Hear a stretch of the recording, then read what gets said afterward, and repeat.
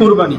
শরীয়ত ইসলামে কুরবানি হলো ইবাদাতুন আরযাবি হাইওয়ানিন মাকসুসিন ফি ওয়াক্তিন মাকসুসিন বিনিয়াতিন ফরদা।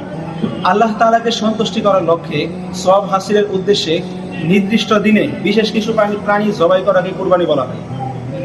কুরবানি যা পৃথিবীর শুরুলগ্ন হতে হযরত আদম আলাইহিস সালাম থেকে এর ইবাদত জারি হয়ে আসছে, যা আমাদের নবী জনাব রাসূলুল্লাহ সাল্লাল্লাহু আলাইহি ওয়াসাল্লামের উম্মতের মধ্য হতে যাদের পর্যাপ্ত পরিমাণ নেসাব রয়েছে তাদের উপর ওয়াজিব করা হয়েছে।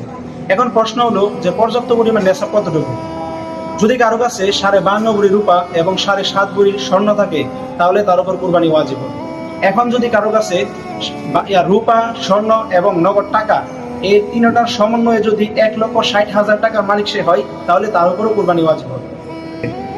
কুরবানির পূর্বকার শর্তসমূহ থেকে অতীব জরুরি দুটি শর্ত হলো, 1 নম্বর নিয়ত সহিহ হওয়া, 2 নম্বর সম্পদ পবিত্র হওয়া। সুতরাং কাউ লৌকিকতা অথবা নিজের বড়ত্ব প্রকাশ করা অথবা ঘুষ খাওয়ার নিয়তে যদি কেউ কুরবানি দেয় তাহলে তার কুরবানি সহি হবে না। ঠিক তেমনি ভাবে কেউ যদি সুদের টাকা, ঘুষের টাকা, চিন্তায় টাকা, ব্যাংক থেকে আনা লোন অথবা কিস্তির মাধ্যমে কুরবানি দেয় তাহলে তার কুরবানিও সহি হবে না। কুরবানি হতে হবে একমাত্র মহান আল্লাহ তাআলাকে সন্তুষ্টির নিয়তে।